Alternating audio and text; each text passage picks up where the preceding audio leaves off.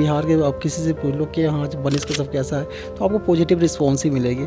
तो उसके साथ जो होता है गलत हो रहा है तो सब कोई देख भी रहा है, हम लोग को खुद कष्ट हो रही है कि हाँ मेरा भाई या मेरा परिवार का एक लड़का जो बड़ा संतान है हमारे परिवार का, वो जेल की सलाखों में है और उसकी गलती क्या है। 10 साल से मैं रह रहा हूँ दिल्ली में, लेकिन आज तक सुप्रीम कोर्ट का दरवाज़ा नहीं देखा था, अब वो भी मैं देख रहा हूँ। परिवार को भी संभालना पड़ रहा है, एक भाई को संभाल ही रहा हूँ, उससे ज़्यादा कष्ट तो मेरी माँ को संभालने में मुझे लगती है, क्योंकि वो पर डे की उम्मीद की किरण लगता है कि हाँ जो वो मेरा बेटा आएगा आएगा आएगा, आज सुबह कहीं मेरा बेटा आ जाए। लोग है कि दबाना था कि हाँ जी कि वो उन्हीं के किरण बनते जा रहा था मनीष को, तो उसको दबा दो, डाल दो। लेकिन जो 6-7 सुनवाई हुई ना, उसमें हमारा कमर टूट गया था। पहले ही सुनवाई में तारीख पे तारीख मिलते गया, ये क्या रीज़न था कि तारीख पे तारीख? 6 तारीख हो गई थी। 6 तारीख में आप समझ सकते हो सुप्रीम कोर्ट में कोई लड़ेगा तो अगर मिडिल क्लास की फैमिली हो तो बर्बाद हो जाएगा। एक बूढ़ी माँ है, वो हर रोज़ अपने बेटे को दिख रही है कि हाँ आ जाएगा आ जाएगा आ जाएगा। एक भाई भाग रहा है, एक बाप बॉर्डर पे देश का सेवा कर रहा है, फिर भी उम्मीद लगा रहा है कि आज मेरा बेटा निकल जाएगा, आज निकल जाएगा। नमस्कार, मैं अंजलि और आप देख रहे हैं द इंडियन स्टोरीज। जैसा आप देख सकते हैं कि मनीष कश्यप के भाई करण कश्यप अभी हमारे साथ मौजूद हैं। जैसा आप लगातार इनके वीडियोस देख रहे हैं और किस तरीके से ये सारी परेशानियों का सामना खुद अकेले कर रहे हैं, किस तरीके से मनीष कश्यप के लिए ये तमाम तरीके से कोशिश कर रहे हैं कि उन्हें राहत मिल जाए, वो वापस बिहार आ जाए और जेल से बाहर आ जाए। रिसेंटली हमने एक वीडियो देखा था जिसमें मनीष कश्यप के कज़न ने बहुत सारी बातें की थी, बताया था कि कैसे जब जेल में वो उनसे मिलने जाते हैं तो क्या सीन होता है, क्या सिचुएशन होता है, किस तरीके से वो अपनी बातों को रखते हैं सामने।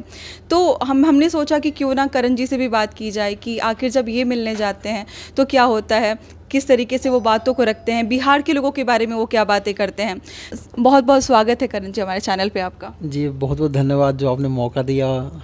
जी सबसे पहले बताइए आप कैसे हैं, आपके घर पे माँ कैसी हैं या फिर बाकी परिवार के सदस्य कैसे हैं?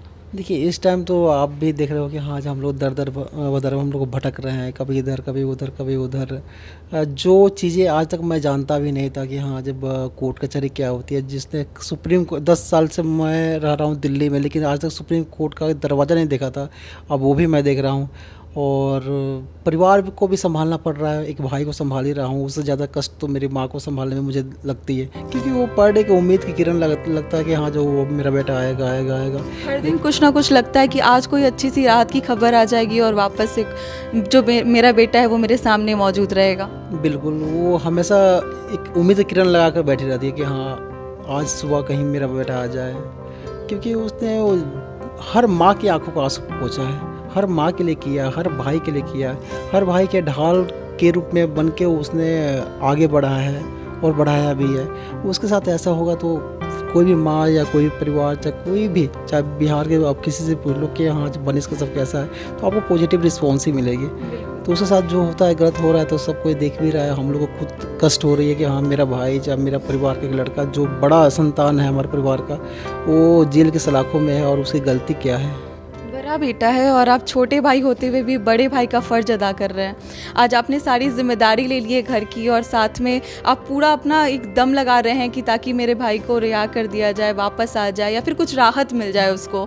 तो मतलब ये जो जिम्मेदारी है उसको आप कैसे देखते हैं? देखिए जिम्मेवारी क्या है, वो मेरा भाई है और मेरा हमेशा एक रोल मॉडल भी रहा है, कैप्टन के रूप में काम किया है, मुझे हमेशा प्रोटेक्ट किया है। कभी आपने मुझे देखा भी नहीं होगा सोशल मीडिया में, चाहे कभी भी आप लाइव कुछ देखा भी, एक्टिविटी भी ऐसा नहीं करता हूँ, क्योंकि वो मना किया था कि कभी सोशल मीडिया पे मत आना, चाहे लाइव वीडियो मत बनाना, मेरी वीडियो को शेयर मत करना, ये मत बोलना कि मैं मनीष का भाई हूँ, क्योंकि वो चाहता है कि हाँ मेरा परिवार प्रोटेक्ट रहे, मेरा सुरक्षित रहे, जो उसको कोई प्रॉब्लम ना हो। मैं जो कर रहा हूँ वो मैं एक आग में अपना हाथ डाल रहा हूँ, क्योंकि मैं भ्रष्टाचार को, शिक्षा को, स्वास्थ्य पे बात करता हूँ, बड़े बड़े लोगों का जो काम नहीं करते हैं उनसे मैं उनसे सवाल करता हूँ। किसी न किसी मुझ पे तो आएगी ही, ये मेरे परिवार पर ना आए, इसलिए हमेशा प्रोटेक्ट भी करता था। ये डर उनको भी था कि कभी ना कभी एक ऐसा सिचुएशन आएगा जब बातें उनके ऊपर भी आएंगी और परिवार के ऊपर भी बातें आएंगी। जी ये तो हमेशा था, और इस तभी तो इतना प्रोटेक्ट करता था कि हाँ लाइव वीडियो नहीं बनाना है, मेरे वीडियो को शेयर नहीं करना है, कभी नहीं बोलना कि मैं मनीष का भाई हूँ। तो मेरा क्या था कि ज़्यादा खुश हुआ तो एक पोस्ट कर दिया अपना खुद का, कभी स्टेटस लगा दिया, बस इतना ही। मैं मेरा सीमित ज़िंदगी थी और जी रहा था बस ऐसे, लेकिन सिचुएशन ने कहाँ से कहाँ ला के खड़ा कर दिया। अब मैं अकेला पड़ गया हूँ, कल होकर मैं भी कुछ जुबान में से कहीं गलती से निकल जाए, कि मैं तो ये सब मीडिया में कभी आया नहीं हूँ, मुझे भी डर लगता है कुछ बोल लूँ चाहे कुछ ऐसे निकल जाए वर्ड, डर है कि मेरे ऊपर भी ऐसा कुछ हो जाए, कुछ हो जाए, मैं भी चला बाई चांस अंदर चला जाऊँ तो मेरे पीछे कौन है। एक ही ऑप्शन है, मेरे पापा को जो देश की रक्षा कर रहे हैं, जो बॉर्डर पे हैं, उनको जॉब छोड़ के उनको भी आना पड़ेगा मुझे छुड़ाने के लिए, जब भाई छुड़ाने के लिए। लेकिन एक चीज़ आप भी आवाज़ उठाना कि NSA क्यों, NSA को लेकर बहुत तकलीफ होती है। आप केस कर दो, कोई बात नहीं है, हमने गलतियाँ की है तो केस कर दो। और मैं ये भी बोल रहा हूँ, हम गलतियाँ नहीं की हैं फिर भी हम लोग सबके सामने जाते हैं, सबसे माफ़ी मांगने की कोशिश करते हैं, सबका दरवाज़ा खटकाते हैं कि हाँ जो कोई हमारा उद्धार कर देगी। क्योंकि जो रिपोर्ट आई थी, चाहे जो ये हुई थी, घटना हुई थी, उसमें सारे मीडिया ने चलाया था। उन्होंने आत्मसमर्पण जो है वो 18 मार्च को किया था, लेकिन उनके पास बहुत सारे पेपर्स थे जिसमें एविडेंस थे कि जो पेपर है, प्रिंट मीडिया है, उन्होंने भी इस चीज़ का मेंशन किया था कि तमिलनाडु में ऐसा कुछ हुआ है, घटना हुआ है। छोड़िए ना पेपर को, छोड़िए ना पेपर छोड़ दीजिए, डिजिटल मीडिया छोड़ दीजिए, इलेक्ट्रॉनिक मीडिया छोड़ दीजिए, सब कुछ छोड़ दीजिए। हमारे मुख्यमंत्री ने खुद पोस्ट किया था, यानी वो भी अफवाह का शिकार। अगर मेरा भाई अफवाह का शिकार बन गया, बाई चांस वहाँ पर कुछ नहीं हुआ, चलो मान लिया अफवाह का शिकार बन गया, तो हमारे मुख्यमंत्री भी तो अफवाह का शिकार बन गए। अगर कोई राज्य का मुख्यमंत्री बोल रहा है कि मुझे मीडिया और प्रिंट मीडिया और इलेक्ट्रॉनिक मीडिया से मुझे खबर मिल रही है कि वहाँ पे ऐसी घटना हो रही, तो कौन सा अगर अपने राज्य से, अपने मातृभूमि से प्यार करता हो तो उस पर आवाज़ नहीं उठाएगा। मनीष ने भी तो वही किया। 1 तारीख को नीतीश कुमार जी का ट्वीट आया, 2 तारीख से उन्होंने वीडियो बनाया, वो तो अपना राज्य के प्रति अपना भक्ति दिखाया था। लेकिन लोग है कि दबाना था कि हाँ देखिए वो उम्मीद का किरण बनते जा रहा था मनीष को, तो उसको दबा दो, डाल दो। मैं एक चीज़ मैं बोलूँगा, अगर मैं आपका बराबरी क्या हूँ, आप बराबरी में लड़ो ना। एक चिट्ठी को आप मसल के आपको इतिहास क्या आएगा, यही लिखा जाएगा ना, कि इतिहास लिखा जाएगा कि हाँ जहाँ एक हाथी था, शेर था, चिट्ठी को मसल दिया, इतिहास नहीं लिखा सकता है। हाँ एक शेर को मार दिया, वो इतिहास हो सकता है। एक शेर, एक बब्बर शेर को मार दिया, वो इतिहास हो सकता है। लेकिन एक शेर एक चिट्ठी को मार दिया, वो इतिहास के पन्नों में नहीं लिखा जाएगा, वो काला अक्षर में लिखा जाएगा। करण, सबसे पहली बात अगर हम सुप्रीम कोर्ट के बारे में करें कि बहुत उम्मीद लेके आप गए थे वहाँ पर, उसको एपेक्स कोर्ट कहा जाता है, सर्वोत्तम न्यायालय है हमारे लिए, जहाँ पर लोगों को लगता है कि अगर कहीं से हार रहे हैं तो अगर हमारे में सच्चाई है तो वहाँ पे जाके वो चीज़ प्रूफ हो जाएगी। जब वहाँ पे गए तो वहाँ का क्या सीन रहा आपका? देखिए सेम घटना बहुत सारी ऐसे हमारे माइंड में थी और हमारे एडवोकेट भी बताए भी एग्जाम्पल देखे। उसके पहले जो बीजेपी प्रवक्ता थी उनके मल्टीपल जगह पे केस हो गए थे, मल्टीपल जगह पे। फिर एक जुबैर नाम का लड़का था, उसके वीडियो पे 2 आदमी की मौत हो गई थी। और भी बहुत सारे ऐसे मामले थे वहाँ पे, जैसे अर्नब गोस्वामी थे, अनीस देवगन थे, इन लोगों को मल्टीपल जगह पे केस हुए थे, मल्टीपल जगह पे। उन्होंने सबसे पहले क्या करते हैं कि सुप्रीम कोर्ट का दरवाज़ा खटखटाते हैं और उन लोग का काम सेम डे में हो जाती है, मतलब राहत मिल जाती है, वहाँ से राहत मिल जाती है। हम लोग भी इसको देखकर हम लोग भी गए, लेकिन हमारे तरफ में निराशा हासिल हुई। निराशा इसलिए हासिल हुई, चलो ठीक है कोई बात नहीं, हम हाई कोर्ट से ही मूव होकर सुप्रीम कोर्ट में। लेकिन जो 6-7 सुनवाई हुई ना, उसमें हमारा कमर टूट गया था। पहले ही सुनवाई में तारीख पे तारीख मिलते गया। ये क्या रीज़न था कि तारीख पे तारीख? पहली बार किसी ने कहा, हम न्यूज़ के माध्यम से ही खबरों को जानते हैं, तो कुछ लोगों ने कहा कि वकील का प्रॉब्लम था, कुछ लोगों ने कहा कि लंच तक जो फाइल है वो नहीं पहुंच पाया। अपने अपने तरीके से लोगों ने बात रखी। आप बताइए कि ये 4 तारीख कैसे कैसे चेंज हुआ? ऐसा क्या कमी रह गया कि फ़ाइल तक नहीं पहुँच पाया वहाँ? 4 तारीख में 6 तारीख हो गई थी। 6 तारीख में आप समझ सकते हो सुप्रीम कोर्ट में कोई लड़ेगा तो अगर मिडिल क्लास की फैमिली हो तो बर्बाद हो जाएगा। तो वहीं हम लोग अगर सुप्रीम कोर्ट पहली सुनवाई में बोलते कि हाँ आप जाइए हाई कोर्ट में, तो हम लोग शायद अभी तक हम लोग हाई कोर्ट में जाके चले गए रहते और मजबूती से फिर सुप्रीम कोर्ट में अगर बाई चांस ऐसा कुछ निगेटिव होती है तो हम सुप्रीम कोर्ट में आते। लेकिन 6-7 सुनवाई के बाद, 6 सुनवाई के बाद फिर बोला गया कि आप हाई कोर्ट के थ्रू आने के लिए। तो उसमें हमारा कमर भी टूट चुके थे, हम बर्बाद भी हो चुके थे, हम रोड पर भी आ चुके थे और इस टाइम भीख मांगने पर मजबूर भी हो चुके थे। अगर दूसरा फैमिली रहता तो चलो चलो ठीक है, लोगों ने सहयोग की, लोगों ने जिस तरह प्यार दिखाया, कोऑपरेट किया, जिस तरह हमारे रिलेटिव में जो भी है लोग उन्होंने सहयोग कर रहे हैं और किए। नहीं तो हम लोग भी रोड पे आ गए रहते हैं, हम लोग भी 2 रुपया 3 रुपया आपसे भी खैर मैं हाथ बटाता कि हाँ आज आप भी 2 रुपये दे दो। तो लेकिन रिलेटिव और फ्रेंड और जिस तरह बिहार के लोगों ने मगर उम्मीद का किरण दिखाया कि हाँ नहीं मैं भी मनीष कश्यप हूँ, मैं आपके साथ हूँ, इनसे प्यार मिला और रिलेटिव ने अपने जो भी तन मन धन से हम लोग सपोर्ट किए। तो अभी है, अभी हम लोग है, लेकिन लड़ने की स्थिति में नहीं है। करण, जब सुप्रीम कोर्ट की तरफ से तमिलनाडु सरकार से पूछा गया था कि आखिर आपने एनएसए क्यों लगाया, तो लोगों को थोड़ा सा महसूस हुआ था कि शायद वो रिपोर्ट जब आएगी तो एनएसए उन पे हटा दिया जाएगा या फिर कुछ ऐसी एक जजमेंट दी जाएगी जिससे मनीष कश्यप जो हैं वो थोड़ा सा राहत महसूस करेंगे। उसके बारे में क्या बोलना चाहेंगे? देखिए, सबसे पहले जब तीसरी सुनवाई थी तो जज साहब ने बोला था कि हाँ जी एनएसए क्यों, एक पत्रकार पे एनएसए क्यों, तो बोला गया था उधर हाँ जी फेसबुक, ट्विटर और इंस्टाग्राम पे पोस्ट किया, शेयर किया गया। तो उन्होंने बोला कि हाँ एक शेयर करने पे एनएसए लग जाता है क्या? उन्हें क्वेश्चन पूछा, एक पत्रकार सोशल मीडिया पे ही किया है ना, कहीं और तो किया नहीं है। और दूसरी बात है कि सोशल मीडिया पे किया था तो चलो ठीक है, शेयर किया था, ना कि वो अपने खुद से वीडियो कोई बनाया था, ना कुछ भी क्रिएटेड नहीं था। तो पहले था कि हाँ आज फर्जी वीडियो बनाया गया, फिर आया कि हाँ आज कोर्ट में गए तो शेयर पे आ गए लोग, फिर उसके बाद वाला सुनवाई में क्या हुआ कि सुना ही नहीं गया, फिर डायरेक्ट बोल दिया कि हाँ आप हाई कोर्ट के थ्रू आइए। जो हाई कोर्ट के थ्रू जो उस टाइम बोला गया था ना, फर्स्ट सुनवाई में बोल दिया गया था, तो हमारी थोड़ी स्थिति अच्छी रहती और अच्छे तरीके से आज हम हाई कोर्ट में लड़ते भी। पैसे खर्च बहुत ज़्यादा हो गए हैं, आपने बहुत सारे वीडियोस में भी बताया कि हमें बहुत ज़्यादा जो भी हमने सेविंग की थी वो सब कुछ लग गया, जो आपके परिवार के कुछ लोग हैं वो आपका सपोर्ट कर रहे हैं, उसके बारे में क्या बोलिएगा? देखिए, जो मनीष का इनकम था तो उस पर तो फ्रीज आज भी लगा हुआ है, वैसे कि वैसा है, सिर्फ अकाउंट में दिख रही है बस। और हमारा सेविंग कुछ ज़्यादा नहीं होती है, जैसे मान लीजिए मैं तो बैंकर हूँ, सैलरी आपको सबको पता ही होगा कितना सैलरी होगा, हम लोग एक परिवार चलाता हूँ तो कितनी सेविंग होगी, वही 10-12 लाख रुपए यही सेविंग होंगे ना मिडिल क्लास के फैमिली के लिए। पापा का वही था। लेकिन जैसे सुप्रीम कोर्ट में सुनवाई हुई, जैसे सामने बड़े वकील आ गए तो हम लोग भी डर गए। हम बस 2 ही ऑप्शन था, भाई को छोड़ दो या पैसे बचा लो, 2 ऑप्शन था। तो हम लोगों ने भाई को बचाने की तरफ गए, लोग बड़े वकील को हम लोग भी हायर किए, सच्चाई ये है। तो उसमें तो बहुत सारे पैसे भी गए और कमर भी टूट गई, बर्बाद भी हो गए। कुछ दिन पहले ही हमने देखा कि किस तरीके से तमिलनाडु के राज्यपाल के नाम पे ऐसे हुआ कि कहा गया कि एनएसए लगा दिया गया मनीष कश्यप के ऊपर, 11 महीने तक वो जेल के अंदर रहेंगे।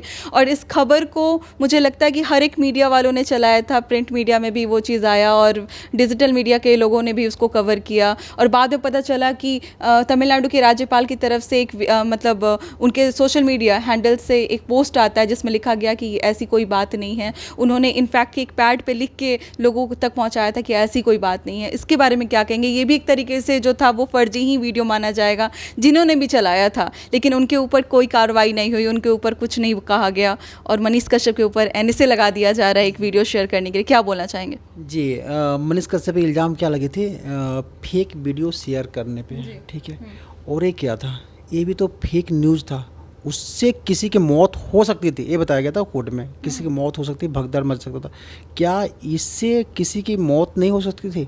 क्या हम एक बूढ़ी माँ है, वो हर रोज़ अपने बेटे को दिख रही है कि हाँ आ जाएगा आ जाएगा आ जाएगा, एक भाई भाग रहा है, एक बाप बॉर्डर पे देश का सेवा कर रहा है, फिर भी उम्मीद लगा रहा है कि आज मेरा बेटा निकल जाएगा, आज निकल जाएगा। क्या इन तीनों में से किसी की मौत नहीं हो सकती थी? और 3 दिन तक एक खबर चलती रही, 3 दिन तक हम लोग पोस्ट को देख के, नेशनल मीडिया के जैसे लोग रिपोर्टिंग कर रहे थे, उन लोग को वीडियो देखकर आंख में आंसू आता था, क्या हो गया 12 महीने अब क्या। मतलब आप लोग भी मान लिए कि ये सच खबर है? हम लोग भी मान लिए कि हाँ सच खबर, क्योंकि नेशनल मीडिया चलाई सबसे पहले, उसका प्रिंट मीडिया है, फिर डिजिटल मीडिया, सारे ने। अब सोशल मीडिया पे हम लोग भी अब एक्टिव थे, लोग अब देख रहे थे हर दूसरा वीडियो मनीष कश्यप बारे में, हर दूसरा। तो हम लोग बस इसी में थे कि हम हाई कोर्ट जाए कि यहाँ पे हम रहें, क्योंकि 12 महीने तो हो गया, कुछ दिन और वेट कर लेते हैं, कुछ अब नई जॉब मैं कर लेता हूँ, कुछ पैसा इकट्ठा करता हूँ, फिर लड़ूंगा। लेकिन बाद में 3 दिन के बाद राज्यपाल ने खुद प्रेस विज्ञप्ति में और ट्विटर पे, फेसबुक पे, आधिकारिक ट्विटर से उन्होंने बोला कि हाँ ये बात बिल्कुल गलत है और इस चीज़ को खंडन किया जा रहा है। जो भी इस तरीके का जो अफवाह फैलाए हैं उस पर कार्रवाई भी होगी। मैं उनसे पूछना चाह रहा हूँ, जो 2 घंटे में मनीष के फर्जी आईडी से फर्जी तरीके से फर्जी आदमी ने ट्वीट कर दिया, 2 घंटे में उस पर एफआईआर हो जाती है और उस एफआईआर को सुप्रीम कोर्ट में जिक्र भी किया जा रहा है। जानते हैं कि एफआईआर गलत है, फिर भी जिक्र भी किया जा रहा है 2 घंटे में, हथकड़ी लगा के फोटो। हाँ। और ये 3 दिन तक खबर चल रही है। कोई बिहार पुलिस की आईटी सेल बिल्कुल सोई थी। वो चाह रहे थे कि क्या, मैं उनसे पूछ रहा हूँ क्या आप चाह रहे थे कि मेरी माँ का कुछ हो जाए, मुझे कुछ हो जाए, या कोई ऐसी घटना हो जाए, लेकिन कोई हमारे परिवार से संपर्क करने की कोशिश नहीं किया। ऐसा लगता है कि हाँ हम बिहार के निवासी है ही नहीं, हम कहीं और से आए हैं। अगर ये भी बोल दिया जाए कि आप लोग बिहार के निवासी नहीं है तो हम कोशिश करेंगे किसी और राज्य में भी हम लोग चले जाए, वहीं पे रहे, लेकिन हमारी मातृभूमि है, जन्मभूमि है, लेकिन कोई सहयोग करने को रेडी नहीं है। मैं नीतीश कुमार जी से पर डे आग्रह करता हूँ, हमेशा खटखटाया भी, उनके पास जाने की कोशिश भी किया हूँ, मेरी बात उनके पास पहुँच नहीं पाई है। मे भी हो सकती है, लेकिन एक बार राज्य के प्रधान है, इतने दिन से मुख्यमंत्री है, आप ही का लड़का है। रिएक्शन अभी तक उनकी तरफ से नहीं आया इस पूरे प्रकरण के मामले में, या फिर मनीष कश्यप के साथ कुछ भी हुआ, उनका कोई ऐसा रिएक्शन जो आपने सुना हो कहीं भी? अभी नहीं आई है। वहीं तो मैं उनसे गुहार हमेशा करता रहता हूँ कि हाँ एक बार, आप इतने सुलझे आदमी हैं, एक बार इस प्रकरण को आप भी हस्तक्षेप कीजिए। आप ही का लड़का है जो दूसरे राज्य में पड़ोसी उसको मार रहे हैं, तड़पा रहे हैं, एक पिंजरे में है और दीवारों से पूछ रहा है मेरे पे आने से क्यों, मेरे पे आने से क्यों। मैं तो अपना इनकम का, जो नेता लोग लूटने की कोशिश करते हैं और वो खुद अपने इनकम का 30 से 35% राज्य के लिए, गरीबों के लिए दान कर देता है और उसके अकाउंट में 46 लाख आता है, वो भी फ्रीज कर दिया जाता है।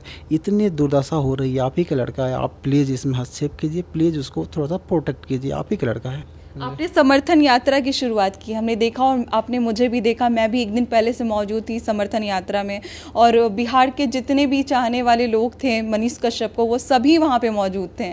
इनफैक्ट कि अदर राज्य से भी लोग आए हुए थे उनसे मिलने के लिए।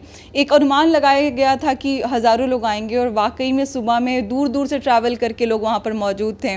इस समर्थन यात्रा की शुरुआत तो हो गई, क्या लगता है कोई निष्कर्ष निकल पाएगा यहाँ से?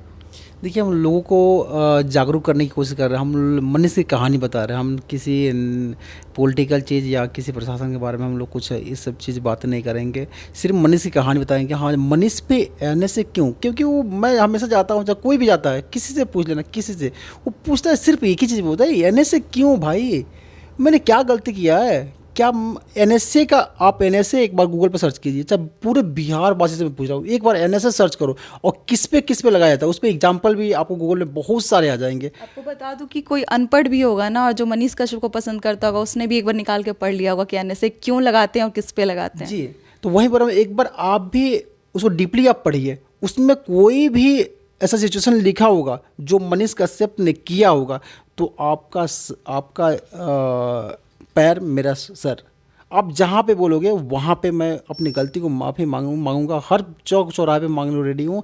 कहीं भी आप बुला लेना कि हाँ जी ऐसा मनीष ने किया है, तो हम लोग गलती मानेंगे और आज के बाद इस बात पे चर्चा नहीं करेंगे। इस समर्थन यात्रा को क्या एक्सटेंड करना है आगे, और भी ये आगे बढ़ते जाएगा? जैसा हमने सुना था कि मोतिहारी, पूर्वी चंपारण के सत्याग्रह वाली धरती से आपने इस समर्थन यात्रा का शुरुआत किया है, और ये पूरे बिहार को घूमते हुए निकलेगी और बिहार के लोगों को ये एहसास दिलाते निकलेगी कि मनीष कश्यप ने क्या क्या काम किए हैं, फिर जानते हुए भी निकलेगी कि उनके दिल में क्या जगह है मनीष कश्यप की। तो आगे का प्लान क्या रहेगा?